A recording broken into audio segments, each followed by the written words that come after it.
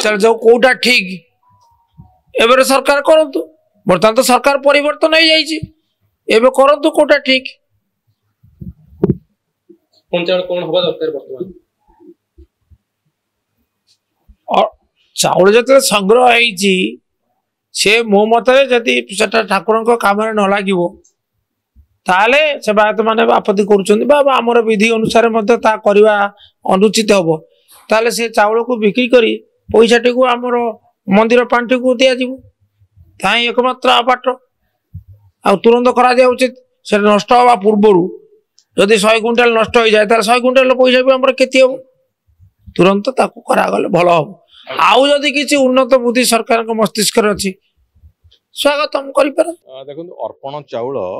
जो बड़ी भाव में विभिन्न जगार आदाय करते जो बड़ी प्रक्रिया से आदाय करते आम से भी स्पष्ट भाव में कही कि भगवान पाखे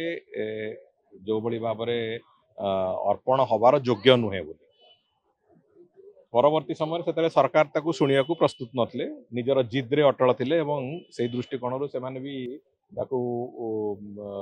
नहीं कि जबरदस्त करके प्रभु पाखे खेचुड़ी भोग करवा ये करवा से करवा प्रक्रिया को जाइए आम जो कथा कही से कथा परवर्ती समय समस्त सेवायत समाज भी से कथा कहले एवं से भी असंतोष व्यक्त कले जे ये चाउल जो ठाकुर पाखे अर्पण योग्य नुहे तेणुक ये चाउल को कौन प्रकार मंदिर भितर व्यवहार करा जाई परिबो नहीं या परे ए बाबद मैनेजमेंट कमिटी बसिबो मैनेजिंग कमिटी बसिला परे से माने जेमिति निष्पत्ति नेबे एवं सरकार को जहाँ से माने से बाबद रे परामर्श देबे तांको परामर्श अनुसार से आगामी दिन में कहीं से चाउल एफसीआई गोदाम रे हजार हजार क्विंटाल चाउल एबे भी पड़ी रही एवं ता बाबद रे गोटे स्पष्ट निष्पत्ति भी हवा दरकार अच्छी से दृष्टिकोण से चाउल गुड़े चाउल ता भीतर मुझे खबर नौली खराब हवा भी आरंभ है से दृष्टिकोण कौन हम कौन ना से बाबद मैनेजिंग कमिटी थे निष्पत्ति नेला आम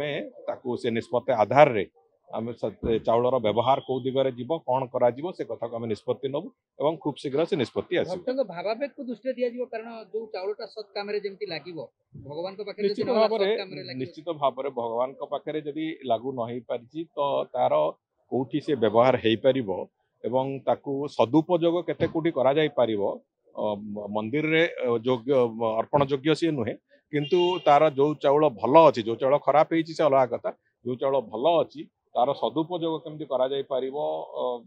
जनतार सेवा हो कि विभिन्न कार्य हो केमिति सदुपयोग करा जाई पारिबो से बाबद रे मु भाबुची तारी आधार रे मैनेजिंग कमिटी निष्पत्ति नब एवं से निष्पत्ति नेला परे ही जाइकी आमे से दिगरे कौन करा जिवो कौन नै से बाबद रे ठिकणा निष्पत्ति नब।